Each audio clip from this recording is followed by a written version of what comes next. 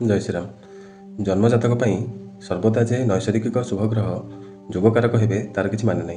ठीक सेपरी किसी लग्न अशुभ अथवा क्रूर ग्रह मैंने लग्न जोगकारक होता से क्षेत्र में से ही निर्दिष्ट ग्रह मैंने किभली फल प्रदान करती से विषय आज आम आलोचना करवा।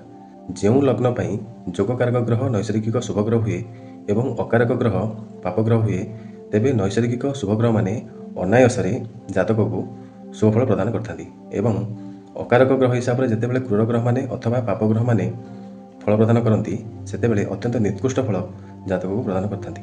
ठीक सेपरी क्रूर अथवा अशुभ ग्रह मैंने जितेबाला कौन जातक जोगकारक होती सेतेबेले से निर्दिष्ट ग्रह मैंने सेमानकर दशा अंतर्दशा अथवा प्रत्यंतर दशा समय अत्यंत संघर्ष कराई अथवा शारीरिक कष्ट अथवा मानसिक कष्ट प्रदान करी जातक को शुभत्व प्रदान करथांती एवं शुभ ग्रह मैंने जदि कौन जातक को अकारक होती तेबे से कम क्रूर फल कम कष्टफल जातक को प्रदान करथांती। जय जगन्नाथ।